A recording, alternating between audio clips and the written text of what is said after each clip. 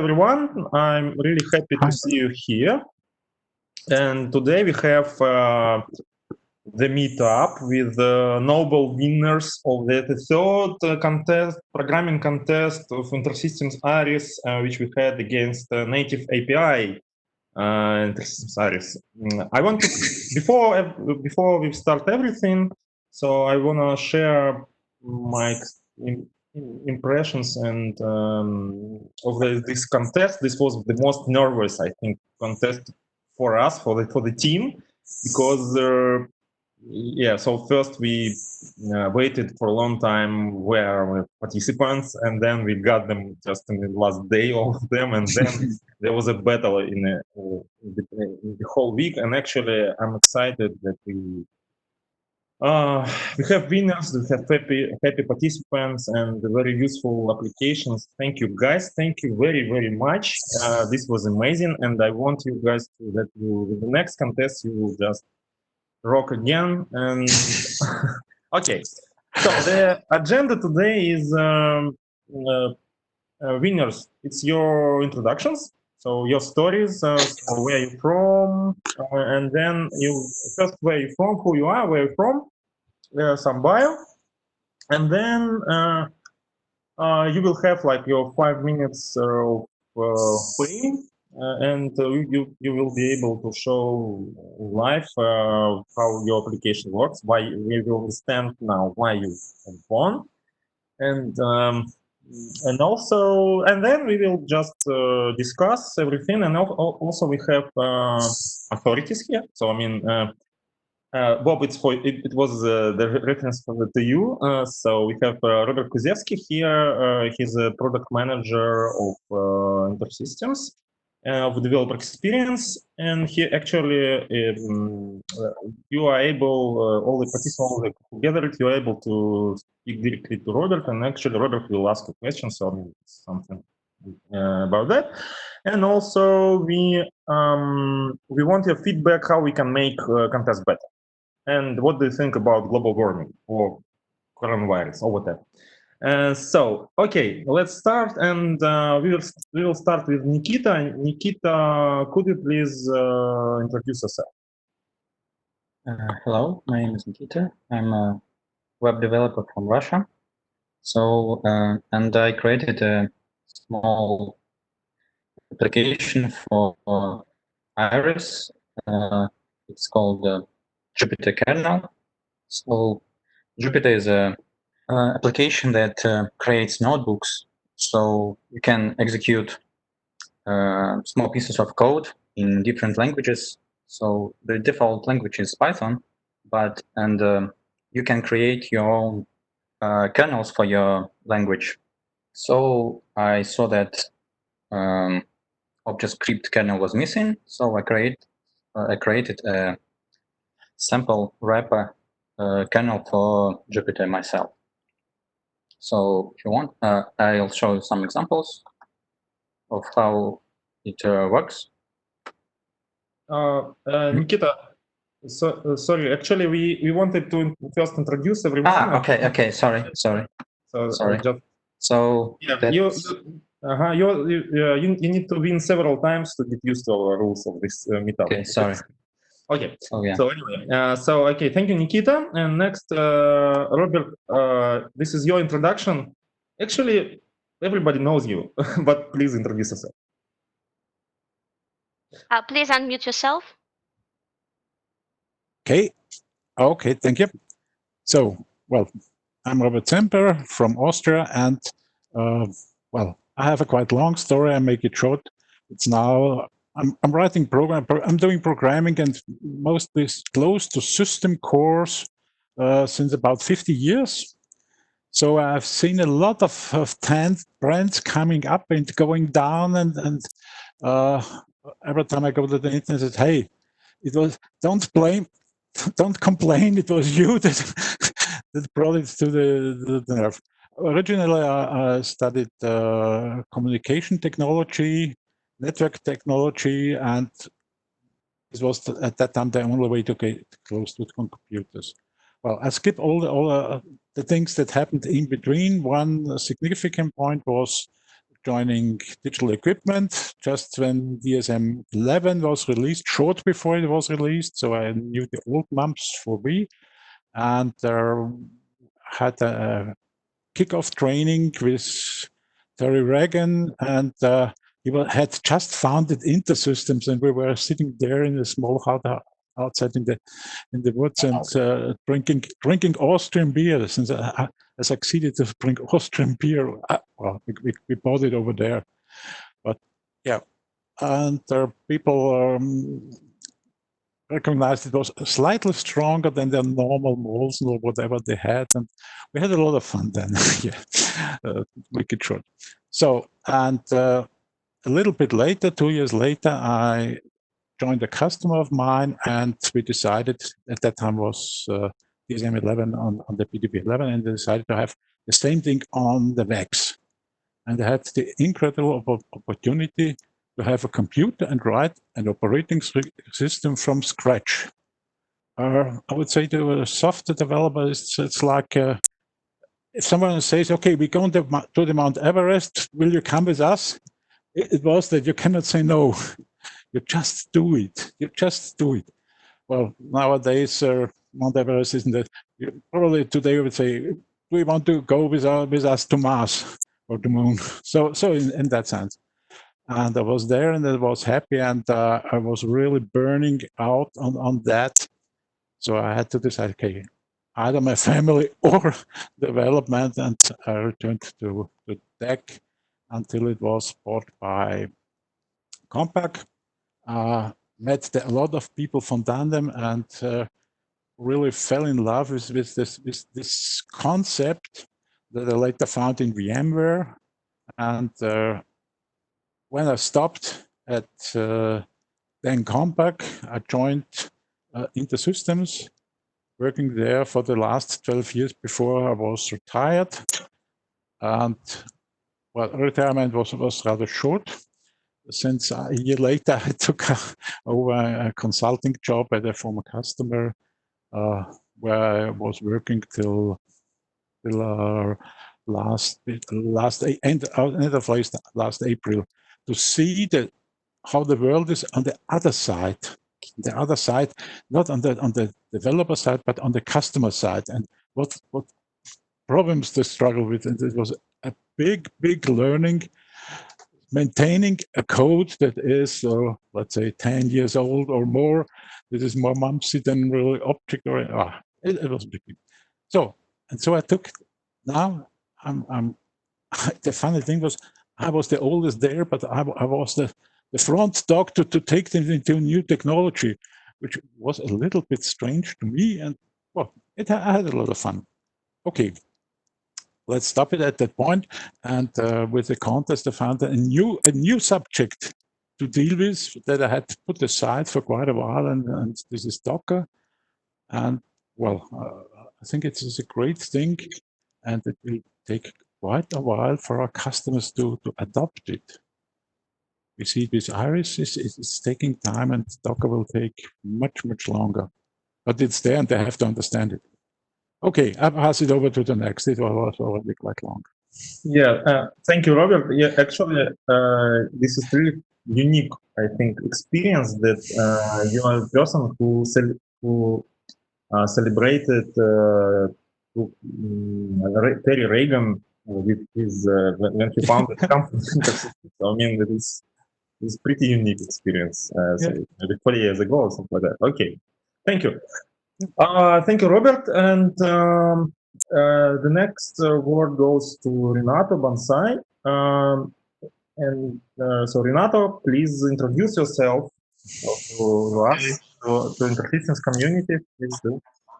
Hi, everyone. I'm Renato Banzai. You can call me just Banzai. I think it's easier to all language. Okay. I have 36 years old, and I lead the machine learning engineering team of Itaú Bank now. Okay. Most of the time of my career, I work as a software engineer. So even data science and machine learning is kind of new to me. Just last 2 or 3 years, I was working with this. And now I'm embracing the challenge of machine learning ops or ML ops, as someone knows. And this is it. At my free time, I love to fishing. This is the thing about me. So my second love after technology in my life is fishing. Okay. Nice. And I think you caught a big fish in this contest, yeah, right? Yeah. I'm so happy with this fish. Yeah, so yeah, and congratulations to you. And actually, yes, thank you. And you mentioned that you lead the AI team, and our next contest is about topic is AI. I hope you will join. Yeah, so the contest, and so yeah. Okay, and maybe we will start with you with like a show, the application show. So could you please show in action what the application does? How did you do it? Okay, please. Me first? Yeah, go first. Yeah. Okay, sorry. Just let me share my screen. Okay.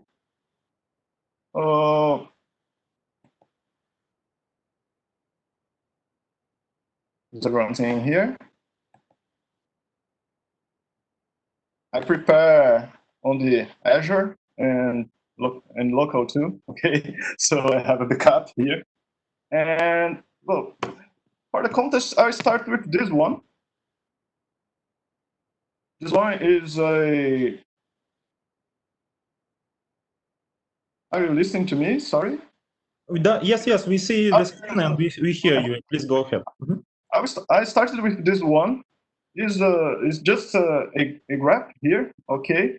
But all the data was ingested by Johns Hopkins University, and I have a lot of work to join this data only with Python and pandas before. So at the first step, just looking at the iris, I decided to use the iris as storage for this, okay? So first I ingested all the data from Johns Hopkins, and using that ingestion, I work this data and plot this chart. After a while, I just realized that I can make something more for engineer, right? So I started to store the information ready. Okay, so all the information about each country here, if I change, it's just a call to a global inside the iris, and in that global can retrieve the information ready to the graph. Okay, Japan is okay. So I started with this, and after the first week that I posted this on the Open Exchange, I just look at the people talking about nothing about this. I think, oh, maybe I have to make anything more broader. Okay, so I start thinking, oh, what can I do? What can I do? And as I was studying graphics, that's a coincidence. And in Iris, global is essentially a graph. I think I think, oh, maybe I can do something with graphs. So I realized that I can make something to see the globals inside Python as just an object. Okay, so if I just put a global name after this, I catch all the data and put inside an object, and I can run this object without commands all the time to the native API. So I made something that I called the Iris domestic. It's just a joke, a kind of joke, the opposite of native. I made a domestic here to make easier that approach. Okay, and after I test this, I realized, oh, maybe this one is not the best way to work with, but working as this kind, I can create another thing that was the global graph view graph here. Okay, and I made this one. is a way to see the globals. This global computer is inside of my iris, okay? And oh, that was good to see like this, because it was the way I was thinking of global. So I put it's kind of artist way to print my brains here, and to make this I take a while, because I didn't know how to plot this kind of graphs. Okay, we always work with graphs, but we almost never plot. We almost never draw on the screens. And I use and I found some modules in Python that helped me. The main one it was Network X. Okay, and after do this, I was looking at the groups and the community, and nobody cares to about this one. And I was thinking, oh my God, what can I do to show more this kind of thing, and to get more adoption or using about the community. So I decided to design a data structure, and I remember that a conversation should be a good structure to show. So I made a chatbot to start the conversations, and after start some conversations, I show those conversations at the same graph. Okay, this one in local, there's no conversations here. I can switch to the other one on the Azure, where a lot of people actually talk to my chatbot. So global graph view here, and just changing here to the right name of the global, we can see all the conversations. Wow. That was beautiful to me. It's kind of fireworks here, and maybe yes, this central one here is the main global. Okay, all the subscripts on the global, I made a structure that the second subscript in global array is the language actually. So we have Spanish and Portuguese and English and Russian too. So I don't speak all of this language. Actually, you are looking now. I can't speak English very well now too. My native language is Portuguese. Okay, but I using some of my knowledge with chatbots, I can found some models pre-trained of each language, and after looking at the context, I merge these pre-trained models data with some training data that we can actually input in the system. Okay, so first, this is all the conversations here. Okay, if we try to find, we can maybe found Evgeny here, or Reno. Reno talks a lot with my chatbot, Danny. So each one of these bomb of the firework is a person actually talking to my chatbot. Okay, and the second node is the ask, and the third one is the answer. Okay, so just to complete, to train the data, the bots, we can I just use here. It's a kind of CRUD model. Okay, we can input data to each language that my chatbot talks actually. So it's simple to do. You can input a question and an answer, and after this, like a flag in the database, another global too. I'm using global to this. Is changed to false. So the model must be retrained after we change this flag. So after the load of the chatbot one, I'll just let me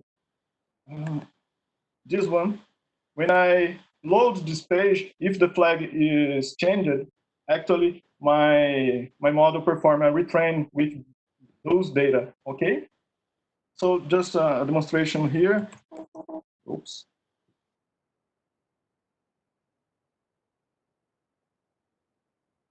It's hi, and warning. Maybe my chatbot should look a crazy guy and talks a lot of things that not actually make any sense to you.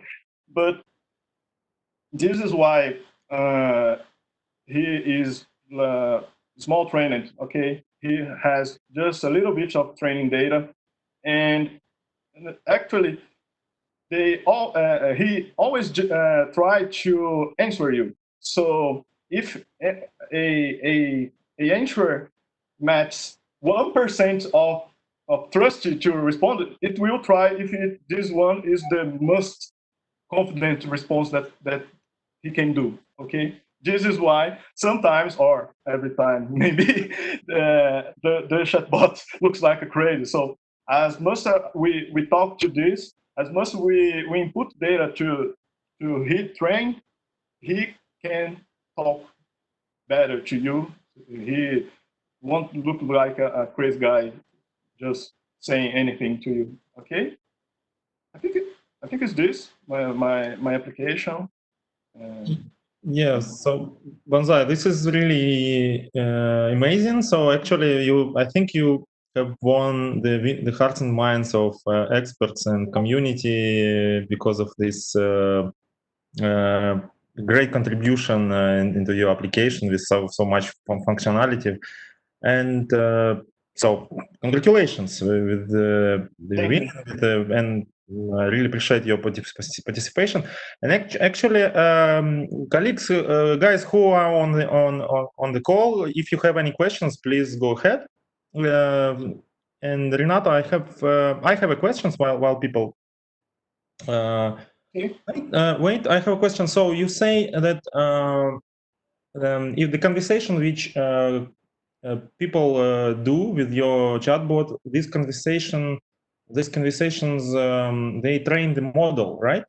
So yeah, if am I right? No, not actually. Actually, I just store the conversations, and after, because there's a point here.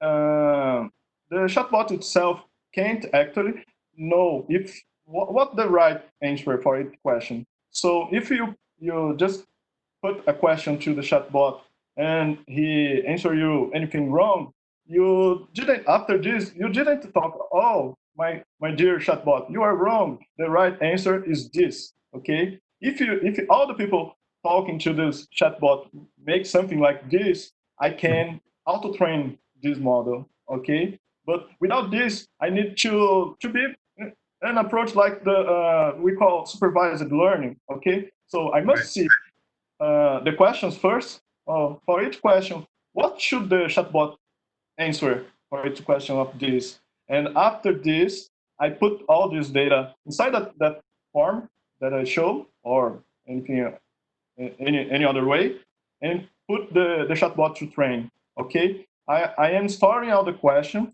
Is the first step.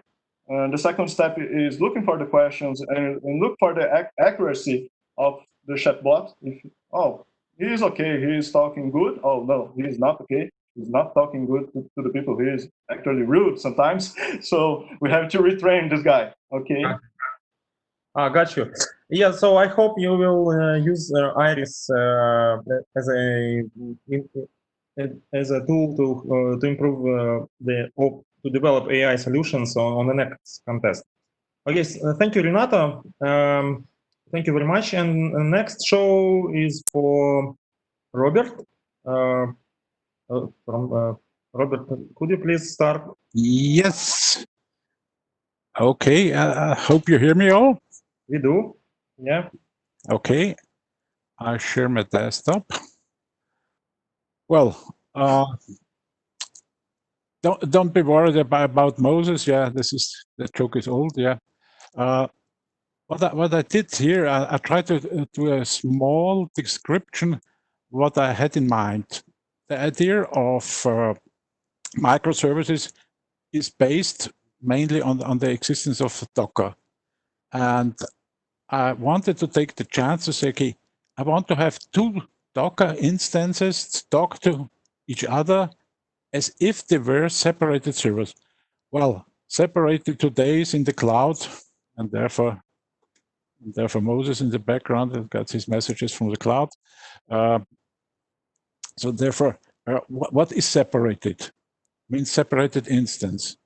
This was the one intention, and the other intention was to do a step outside of the typical things that we did since years, having a huge monolith, and you load in, and you load in, and you load in. The reason for that is ages old, since on the old MAMP system with PDP 11, you had nothing else. You had to do it inside, word processing and all this old stuff. Now we can do it separated, and therefore my intention was to have a separated image running in a separated container. They talk to each other over the API. This was the thing, and well, to make things simpler, I also use Docker volume to pass data and pass the programs into my Iris image. The Iris image is fresh downloaded from the web with no change. It's really native. All what happens just because there is an initialization here, an init routine that gives the actual data to the image. Okay, and as I'm not so strong with typing, I have prepared all the commands. The whole demonstration runs with just 6 commands. I have skipped the pull part, since this is boring.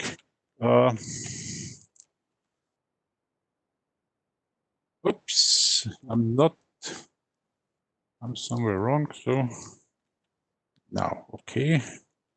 Docker images shows us we have both images downloaded. One is a total fresh into the Iris community system. The other one is a Ubuntu image that I have composed with all the Node.js and all this stuff. And well, Node.js is great, but it's yeah, you have to get used to it to get all the pieces and parts for everything. You have to require this, require that, and well, including our own images. So these are there. The first step that I will repeat, though it's not necessary, is the initialization of the Docker image. I passed it in there. And you see on the log what's happening. It's copying an iris.dat, oh, not copying, sorry, linking, binding iris.dat, which is my user date, my iris.dat for the user, to the image. I copy in an iris.cpf, a configuration file, to be able to access it. Well, and then I have a iris start command and a pre-copy. The pre-copy is called when I start my Iris container. So as a next step, what I have to do is, and I took this as multi-line, as otherwise it's just not readable. Copy this, I start my container.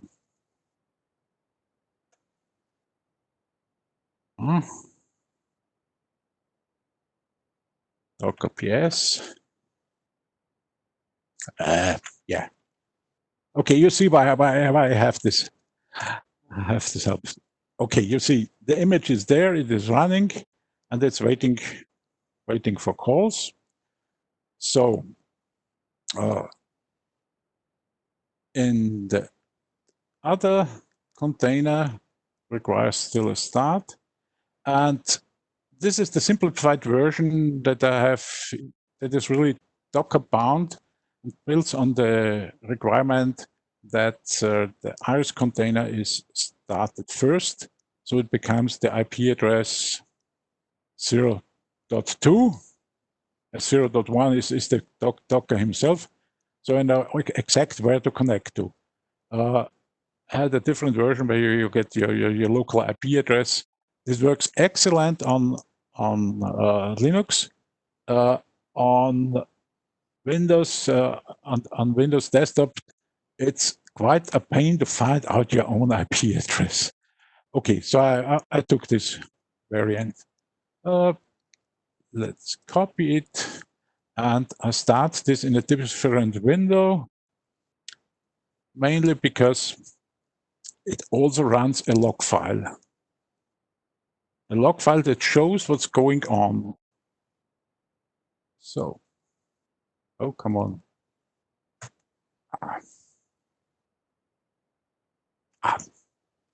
So it starts up, it connects to the iris, and now it is waiting for input to process something.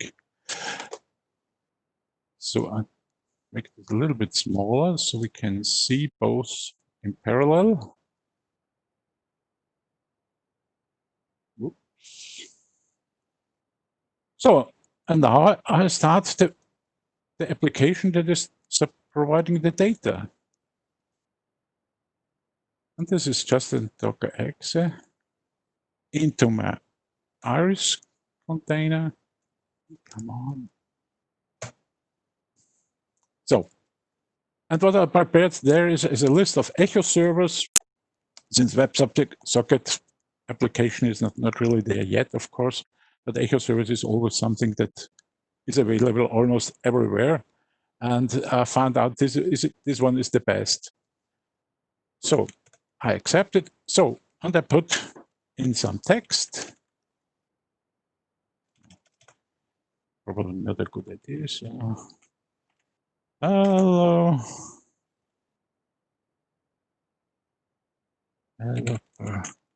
Community. Oh, wrong keyboard. So, just to have something to send. My send character is the star. And now I can ask, say, okay, what do you want to do with this? And my reply is send. So and now it prepares a global, and our echo service is listening. And it already told us here, oh, I've got 2 lines. I've sent it to the echo server. I received it back. And now it writes it back into a global on iris. And on the iris side, during this process, is a listener running and waiting for the replies. So this is the short variant. So I want to, once it's done, I want to have some more new text. I keep the old one, just tell him append. And as my skills in typing, here you have seen my skills in typing are very limited. So I have some pre-generated text. It's the typical lorem ipsum stuff that you know. So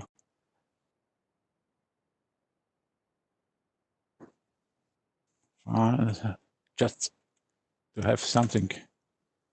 And I send it again. So this is now written to the global. And on the other hand, the service is reading the global and waiting for the input, sending it forward and back and process it. And on the iris side, there's the listener and waiting to get all things back until he gets the signal from the service. I'm done.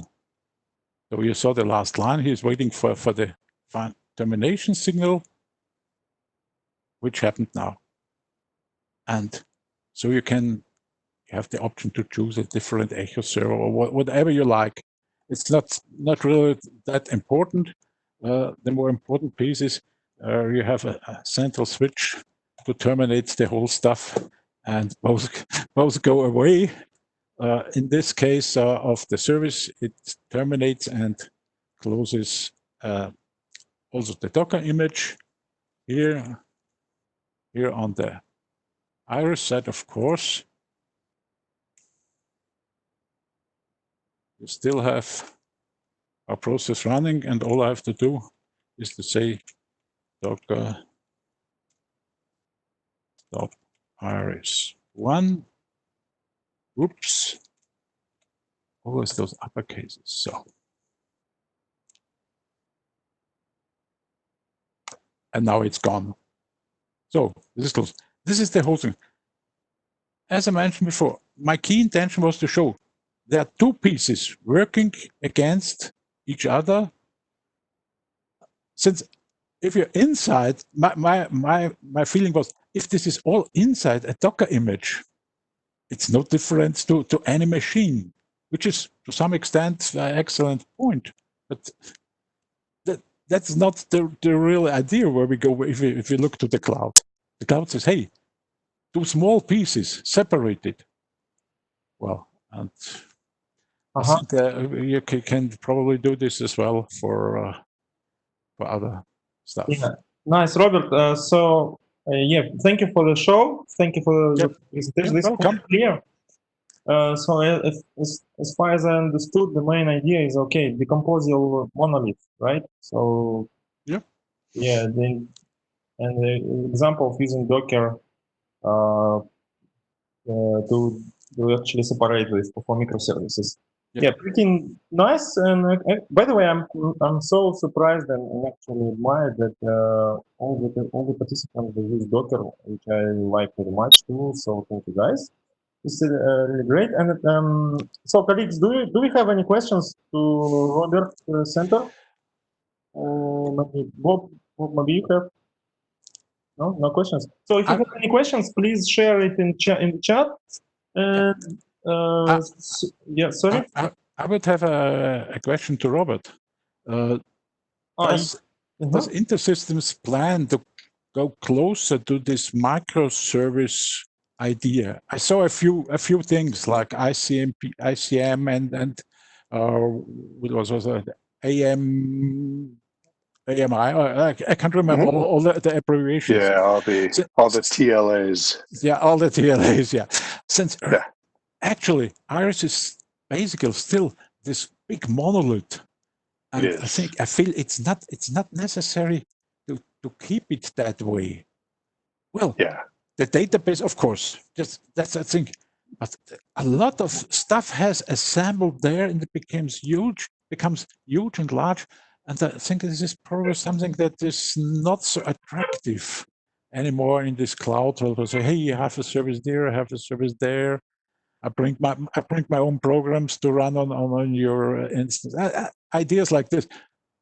I'm sure it will take a long time, but really during the work, I'd have to say I did a monolith as well, for just to see how this works.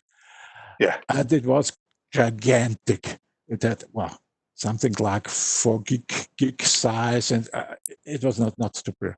So okay, what you do here is not different to the PDP 11. You stop everything is put against. Hey, come on, we are 40 years later. There should be something different. And I think this, on the other hand, that I had in mind was to make it attractive to existing customers. Okay, I start with Docker, since there are very few knowledgeable people out in our customer base.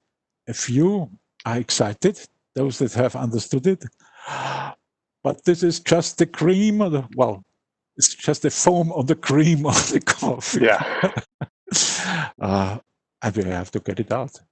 If they don't get to the cloud, not much chance. Okay, thank you. So are there plans to go this direction? Yes, in the long term. I'm and the reason for that is, as you well point out, is that we do have a large installed customer base that expect and kind of have their systems architected around Iris as a monolith. Now, Iris introduced ECP, which allows you to have lots of read replicas of your data. And putting that where your workload is, we've noticed huge advantages to that as far as performance and scalability is concerned. So you're going to see a lot of evolution around that with how do you deploy those workloads. our first little step into that is called IKO, the InterSystems Kubernetes operator. So I don't know if you've been following Kubernetes, but Kubernetes is another technology that's taking over the world. TLA. Yeah, yeah. Which makes it very easy to deploy large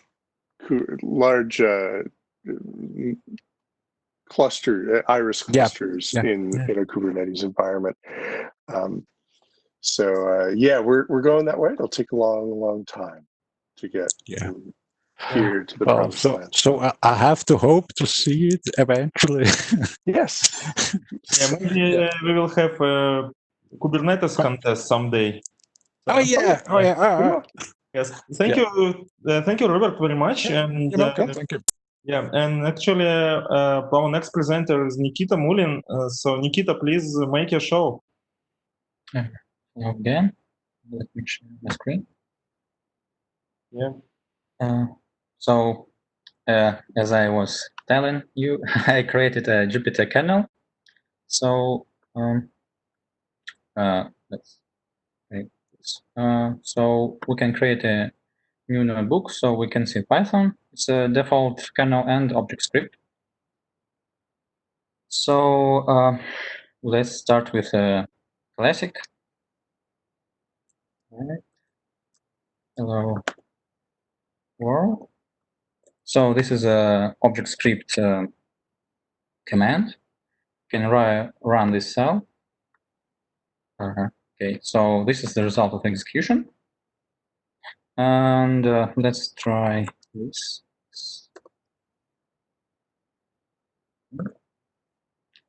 So, and let's write this variable. Sorry. So, as you can see, it has a memory of its variables. So, if I declared variable x, and the notebook remembers it in the other cells that you want to execute. So we can create an. So, but if we try to write something that cannot be executed properly, we will see an exception. So we will see which line has the exception, the line that caused the exception, and the exception message. So this kernel is limited by the ObjectScript command execute, as it relies on it to execute the commands that you send it. So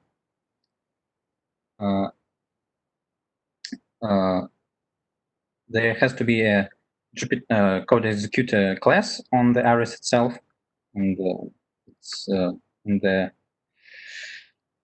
repository you can see it. So the idea is we send the command, execute it, and capture the execution result and translate it back to us, redirect it back to us. And the Iris native IP was used to, well, send the code what we need to be executed to Iris, this class, and then get the result and show it in the Jupyter cell. And I saw that there was a question. I'm sorry, can't see it, but so I can pronounce the question. The question is if execute can handle all the commands in Iris terminal. I believe that it can handle almost all commands, but this application was inspired by the web terminal application, and I saw that there were some Git issues about some commands that could not be handled by execute. So there are some limitations. I can find these Git issues later and send them into chat if you want. Yeah, Nikita, thank you so much. I think this is amazing opportunity for everyone who is going to introduce like something like a course, online course, or something, some descriptive about certain scenarios of using InterSystems areas with some prepared commands. So thank you. This is really fantastic contribution to the community, and I'm very impressed, and actually thus impressed a lot of people and from experts and community, and actually thus guys who participated in this contest and who won. Thank you so much, and yes. We have 3 winners, but actually I regret that I have only 1 vote, because we had 8 applications, and honestly, not only you guys are those which are the contributed applications which I wanted to vote for. So like some other great contributions. So I'm very so I regret, but also I'm happy at the same time, because yeah, we have such a great options to vote for. So thank you so much for your fantastic contribution. So I will not steal the time from you guys. So do we have any more questions to Nikita? I don't have a question for him, but I just wanted to say I love this Jupyter Notebook. I will be using it in next week. I'm doing a webinar on using Java and Iris, Java and .NET to go back and forth with Iris. This just makes my life so much easier. So again, like Robert has, I sometimes don't like to type too much on a live webinar, because just watching me debug is uninteresting. So it's fabulous, and I appreciate it. It's great. Thank you. Thank you. You're welcome. And there is some room for improvement. And if you have some bugs or some suggestions after you start using it, you can write me. We'll talk about it. Sounds good. Thank you. Yes. So guys, I mean, participants, do you have any questions to Robert or to the community, or everyone who's here? If you have any more questions to participants or to Robert, please go ahead. Yeah. Maybe Robert, do you have any more questions to participants? No, I mean, if you have any feedback on the native API, please let me know. You know, walking into this contest, Evgeny and I talked about this. It's a small API. There's not 57 API calls that you can make, but we thought it was powerful, and we were curious and interested to see what the community could really do with it. And you know, there are 8. I wish I had 8 votes. I got to be honest with you. There's a whole bunch of very interesting applications for some very basic application like API. So I appreciate all of the hard work you put in. But if you have any feedback on any of them, I've gotten a couple of notes already on, especially on the Node API, that I can address. But or there are things that would make your life easier, please let me know. Hey, Robert. Do you have any intention to put the API at the PyPy repository? Yes. This is the number one question that I get is, oh my gosh, why is it so hard to get the client libraries? That we are working on that, and sometime probably later in the summer, we will have the Python client on PyPy, we'll have the Node client on NPM, NuGet, Maven, so that you can find them in the places where they they belong. So yeah, absolutely. Yes, this was maybe the general request from all the participants on Discord, the conversations on Discord and in private. So we got a lot. Yeah, as a developer myself, it drives me nuts. Yeah. Yeah. Guys, any more questions to Robert? Chat, do we have any questions to Robert, to participants? And also, do you have any requests for enhancement requests, how we can make contests better? Any ideas? So, but honestly, the last one was so maybe for the next one, I have some idea to improve or to make it easier for the contestants. Okay, I see some kind of hackathon with data and machine learning. So I don't know the rules now, so I can't talk a lot about how you will do it. But maybe if you put some cases, okay, some directions to do, would be easier, because this do any application of machine learning or any application at all is too difficult for some people to what can I do to make something good actually. Okay, so maybe pointing a direction to this would help all the contestants. Okay, so machine learning Well- help, machine learning in sciences, in physics, in astronomy. I don't know. There's a lot of subjects that you can approach. Okay, that is my idea. I think you did very well, since you really had eye catchers, the interesting pictures, everything. That was great. Yes, thank you, Robert. Thank you, Renato. Yes, I think this is one of the lessons learned, that we will solve maybe the next contests. Yeah, we will definitely introduce more topics. And yeah. I would like to add, what I also learned during this contest was to move a movie upload a movie to YouTube. I didn't do this before, and it was a big learning. So hey, that's much easier than to pack it and compact it. And wow, it was really fun.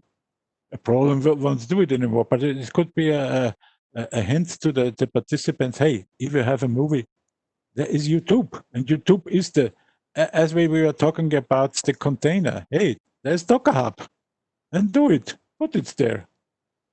It's sometimes you not just need a hint.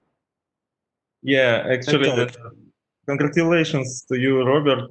You became a video blogger with this contest, right? And I'm also happy to understand that this contest was like a first experience with two winners, with Renato and Nikita. First experience with Iris. Congratulations, guys! You made it. And it was, yes, first experience of video blogger for Robert. And for Nikita, it was like a first experience as a blogger on DevTool. He posted an article on DevTool, and it's been noticed, so it's noticed and visible. And I'm happy that we in InterSystems, we encourage you guys and inspire you guys to do some things for first time in your life.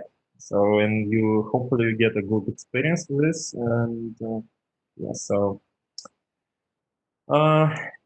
yeah, and actually, I wanna say thank you again, because your contribution, your energy, your ideas, they drive us fantastically. Our team, so we are very, very happy having you in the contest, and actually we want more.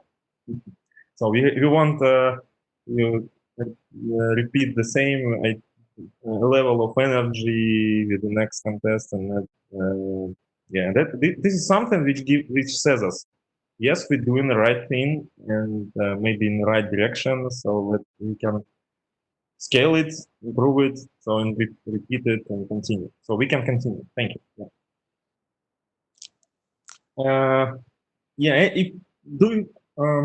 Yeah, I think we good enough for this meetup, right?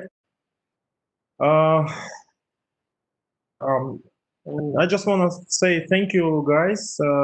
Thank you for the winners. Thanks again to all the contributors and the participants of InterSystems ARIS contests.